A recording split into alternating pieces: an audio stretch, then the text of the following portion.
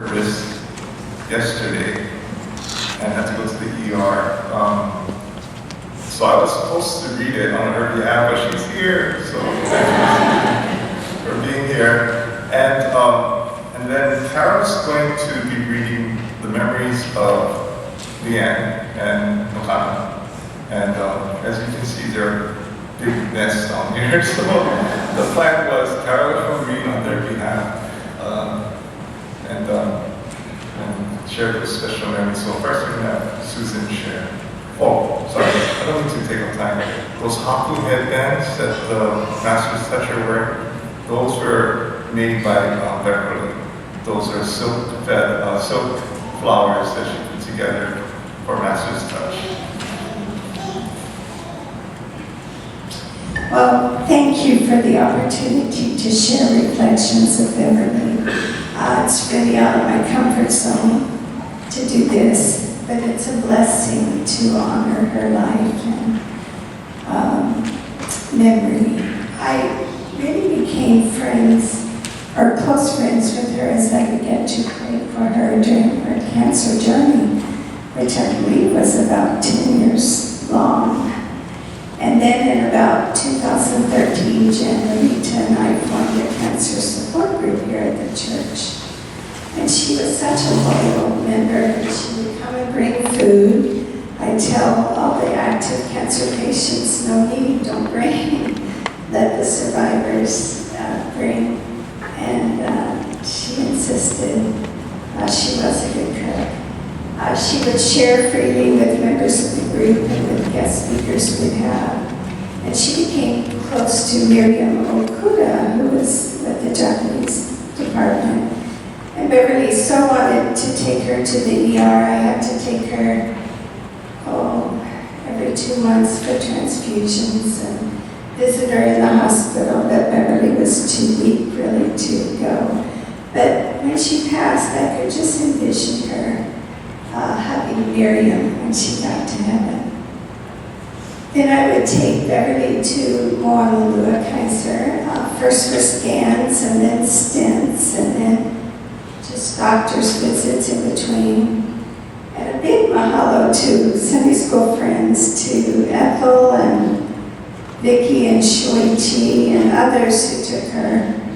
And then especially when she was in a wheelchair and I was afraid I'd drop her or let her roll down the incline. Morris stepped in and took her. We actually had wonderful times and became close while sitting and talking on the lanai at Kaiser Moanalua. The trades are nice there, and she had to drink all this contrast for her scans. And that doesn't taste too good, so they gave us all the time in the world to slowly sip it so she could keep it down. So we would talk away about heavy things, about important things, and unimportant things. We'd talk about God and family, health, hula, crafts, you name it, precious times together. And then I was asked to share reflections, and two come to mind. I will never forget them, and they're just precious to me. One time, probably a year or two ago, coming back from Kaiser, and I said, I think she may have had a stent put in, and on the way home I said, do you want to pick up dinner, stop and pick up dinner? And she said, oh no, my crock pot is cooking my dinner. And I said, oh, I wish I could do that, you know. Mine's so old, I'm afraid it will short circuit if I leave it on. And she said, well, they only cost $20. Why don't you just buy one? And I said, well, I don't know how much they cost. I bought mine like in the 70s with royal stamps. I didn't know what they cost. Oh, lovely licking those royal stamps. Anyway, a while later at church, she showed up, popped her trunk, and there was a beautifully wrapped package, and you guessed it, it was my pressure cooker. And she was so excited about giving it to me and so generous. And then just a few months ago, would text a lot. She was a much faster texter than I. And I texted her that I won't be available for a few days to help you because I have major plumbing problems. And then I added, it is so gross. And I said that because a rat had chewed into our pipe. But I didn't want to go into all that, kind of embarrassing, so I just said it is so gross. Well, she texted back, and I kept seeing her text and text and text. And then when it finally came through, she started telling me how important it was to replace my electrolytes. And the best way to replace my electrolytes, even though she had no medical training, she was pretty out of mind. Well, I couldn't stop laughing when I realized she was talking about internal plumbing and I was talking about house plumbing.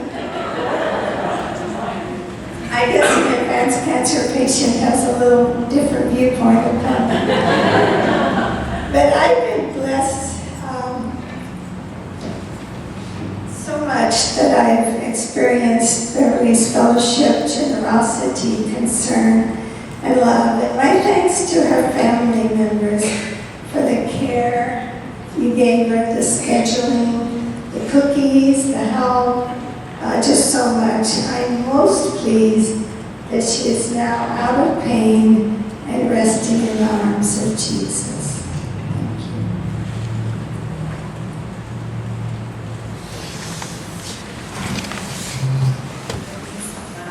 Beverly's granddaughter, Makana, and her daughter, Leanne. First, from Makana, it's just some memories. We asked her to something that she remembered fondly from my auntie. So this is from Makana. Beverly loved to walk our Siberian Huskies around the neighborhood for around an hour every day. Most people know how she enjoyed sitting in her front yard and watching people pass as she pulled weeds for hours on end, rain or shine. It didn't seem like a chore to her, but rather a hobby for her. I was able to benefit from some of that in the afternoons myself.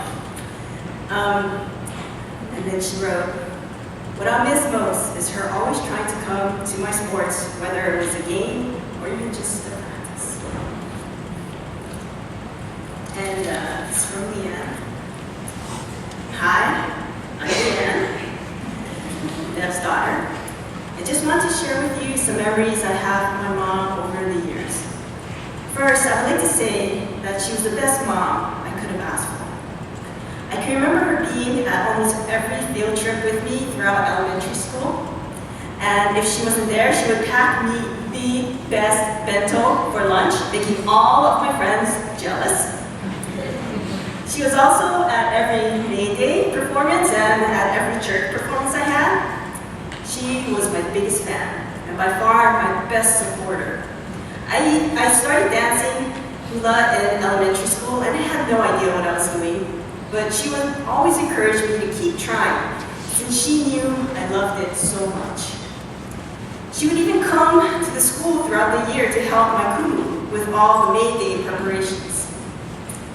I know she loved watching me dance hula, and that made me love hula even more. When I stopped dancing hula when I had Makana, my mom joined my halal with the Kapuna group and started dancing with them. She absolutely loved it. She made so many great bonds with her hula sisters, and she fell in love with something that I was so passionate about for over 15 years. Moving forward, on Thanksgiving weekend 2009, my mom was admitted to the hospital, and that's when we found out she had colon cancer. The past 10 years has not been only a fight and struggle, but the best 10 years of my life.